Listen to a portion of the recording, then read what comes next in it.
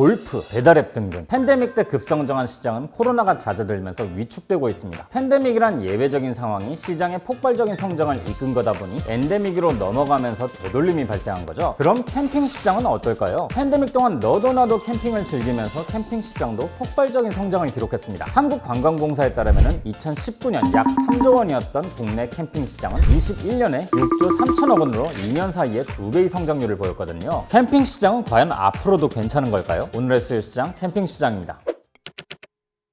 일단 결론부터 얘기하자면요, 팬데믹 때의 폭발적인 성장은 유지될 수 없지만은 꾸준한 성장으로 살아남고 있다 입니다. 캠핑 시장은 팬데믹 이전에도 지속적으로 성장세를 이어왔는 데다가 배달앱 시장의 배달비처럼 성장의 장애가 될 요소도 존재하지 않거든요. 2009년 약 1천억 원대 규모의 시장에서 출발한 캠핑 시장은 11년에 4천억 원, 16년엔 1조 5천억 원, 그리고 팬데믹 직전인 19년엔 3조를 기록할 정도로 꾸준히 성장세를 기록했습니다. 팬데믹이 성장세를 더욱 키웠지만은 그게 아니더라도 성장은 했을 거란 얘기죠. 즉 캠핑은 반짝 유행이 아니라 이제 사람들 사이에서 라이프 스타일로 완전히 자리를 잡은 거죠. 이렇게 캠핑이 소비자들 사이에서 유행을 타기 시작한 건 국민소득의 증가와 함께 경제적으로 부유해진 2000년대 후반부터입니다. 어느 나라든 소득이 증가할수록 캠핑에 관심을 가지는 경향성이 있는데요. 옆 나라인 일본도 80년대부터 캠핑 붐이 불기 시작했거든요. 여기에 KBS의 1박 2일 등과 같은 야외 체험형 예능들이 늘면서 사람들이 캠핑에 관심을 가지게 만들었어요. 또한 SUV의 보급률이 늘어났고 사람들이 캠핑 용품을 쉽게 싣고 돌아다닐 수 있게 되었다는 점도 영향이 있죠. 캠핑 시장에서도 가장 큰 비중을 차지하는 것은 캠핑 용품 시장입니다. 매년 조금씩 변화는 있지만 전체 시장에서 대략 50에서